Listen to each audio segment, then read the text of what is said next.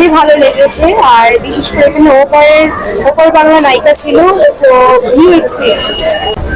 অবশ্যই ফুল প্রিপেয়ার ছাড়া তো কোনো কাজ হয় না, আর প্রত্যেকটা কাজের উপর ভালোবাসা থাকতে হয়। আমি ডান্স করতে খুবই পছন্দ করি, এটা আমার ছোট থেকে শখ ছিল। তো সেই জায়গা থেকে আমি চেষ্টা করেছি, যতটুকু পেরেছি ভালো করে ট্রাই করেছি। গানটি গিয়েছেন হচ্ছে আমাদের জুয়েল আসিফ ভাইয়া, আসিফ আকবর, আর ফিমেল ছিল হচ্ছে মৌ, আর গানটি ছিল মন্নুমত। আজকে আমি মাতাল হব মন্নুমত ভাইয়া, এই গানটার প্রথম লাইনটা ছিল এটা। মানে একটু সুর দিয়ে যদি শোনাতেন, মানে এরকম তো কবিতার সাথে ছেলের কণ্ঠে গান তো আমার কণ্ঠ ভালো লাগবে না। ভালো তো লাগে, সবাই তো মানে গান তো গানই, সেটা ছেলে হোক মেয়ে হোক।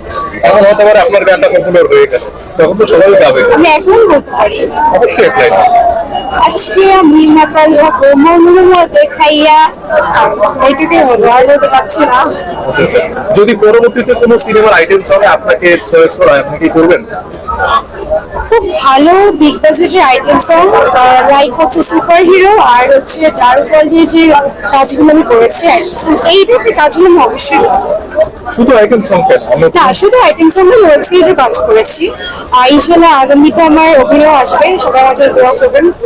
আচ্ছা, আপনার ডার্ক ওয়ার্ল্ডের পাশাপাশি তো শাকিব খানের পিছনে আছে এবং উর্দু অভিনীত রিভেঞ্জ, এগুলো এসেছে, কোনোটা দেখবেন কিনা? হ্যাঁ, অবশ্যই দেখবো। ডার্ক ওয়ার্ল্ড দিয়ে যেহেতু শুরু করেছি, প্রত্যেকটা ছবি দেখবো।